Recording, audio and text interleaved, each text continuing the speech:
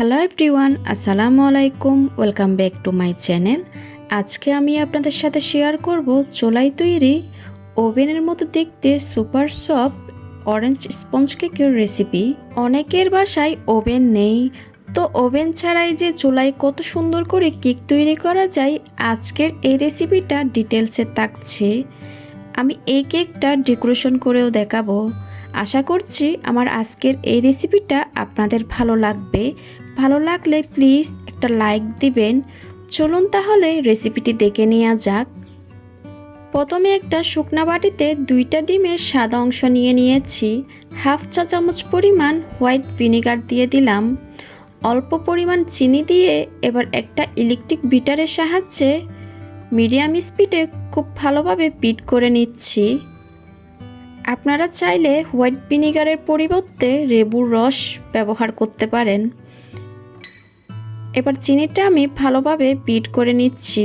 যতক্ষণ পর্যন্ত চিনির দানাটা গলে না যায় ততক্ষণ পর্যন্ত বিট করতে থাকব। এখানে আমি চিনি নিয়েছি হাফ কাপ পরিমাণ। মিডিয়াম স্পিডে খুব ভালোভাবে বিট করে নিয়েছি, অর্থাৎ ডিমটাকে একটু ফ্লাফি করে নিচ্ছি। এই পর্যায়ে ধাপে ধাপে আমি চিনিটা অ্যাড করব। প্রথমে অল্প পরিমাণ চিনি দিয়ে খুব ভালোভাবে বিট করে নিব। প্রথমে যে চিনি দিয়েছি ওইটা ভালোভাবে গলে যাওয়ার পর আমি আবারও চিনি অ্যাড করব। এভাবে করে যদি চিনিটা অ্যাড করেন, চিনির দানাটা খুব ভালোভাবে গলে যায়। চিনির দানাটা টোটালি না গলা পর্যন্ত বিট করতে হবে। সেক্ষেত্রে আপনাদের মিনিমাম 7 থেকে 8 মিনিট মতো সময় লাগতে পারে।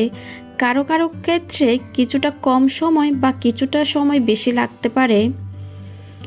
বিট করা হয়ে গেছে, এবার বিটারে কাটা তুলে নিচ্ছি। এবার ডিমের কুসুমটা দিয়ে দিয়েছি। অরেঞ্জ ইমালশন দিব হাফ চা চামচ পরিমাণ। সামান্য পরিমাণ ফুড কালার দিয়ে দিচ্ছি। আপনারা চাইলে ফুড কালারটা স্কিপ করতে পারেন। দেখার সৌন্দর্যে আমি ফুড কালারটা ব্যবহার করছি। আবারও আমি বিট করে নিব 10 থেকে 15 সেকেন্ড পর্যন্ত। বিট করা হয়ে গেছে, এই পর্যায়ে আমি বিটারের কাটা তুলে নিব। এবার শুকনো উপকরণগুলো দিয়ে দিচ্ছি। একটা শুকনা চালনিতে হাফ কাপ পরিমাণ ময়দা দিয়ে দিলাম। 1 টেবিল চামচ পরিমাণ কর্নফ্লাওয়ার দিয়ে দিচ্ছি। হাফ চা চামচ পরিমাণ বেকিং পাউডার দিয়ে দিলাম। 1 চিমটি পরিমাণ লবণ দিয়ে দিচ্ছি। আমি এখানে কোনো বেকিং সোডা ব্যবহার করব না। এবার সব শুকনো উপকরণগুলো চেলে নিচ্ছি। অল্প পরিমাণ শুকনো উপকরণগুলো চেলে নিয়ে আমি একটা হ্যান্ড হুইক্সের সাহায্যে মিশাতে থাকছি। ভালোভাবে ব্যাটারের সাথে শুকনো উপকরণগুলো মিশিয়ে গেলে আমি আরেক ধাপে শুকনো উপকরণগুলো দিয়ে দিচ্ছি। এভাবে করে আপনারা খুব আলতো হাতে ফোল্ড করে করে শুকনো উপকরণগুলো মিশাবেন। এতে করে কি হয়, ব্যাটারটা খুব ফ্লাফি থাকে। যখন আপনারা শুকনো উপকরণগুলো একসাথে দিয়ে দিবেন, মিশাতে থাকবেন, তখন ব্যাটারটা বসে যায়, তখন কেকের বেসটা একদম ভালো হয় না। শুকনো উপকরণগুলো কথা বলতে বলতে মিশিয়ে নিয়েছি। এবার একটা স্প্যাচুলার সাহায্যে ব্যাটারটা একটু ভালোভাবে মিশিয়ে নিচ্ছি। আমি একটু আপনাদেরকে দেখিয়ে দিচ্ছি ব্যাটারের ঘনত্ব কীরকম হয়েছে। 6 ইঞ্চি মোল্ডে সম্পূর্ণ ব্যাটারটা ঢেলে নিয়েছি।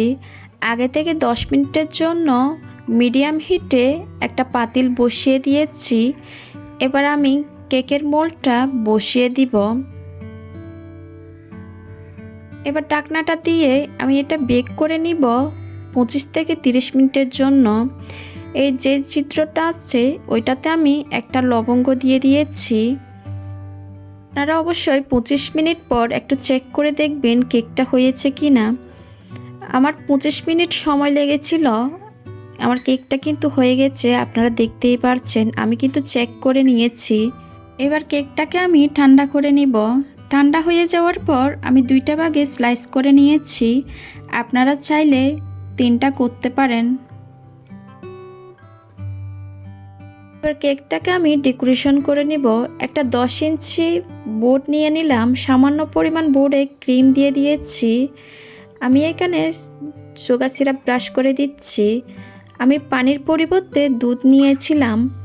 আমি এখানে 1/3 কাপ পরিমাণ দুধের সাথে 2 টেবিল চামচ চিনি মিশিয়ে সুগার সিরাপ তৈরি করে নিয়েছি।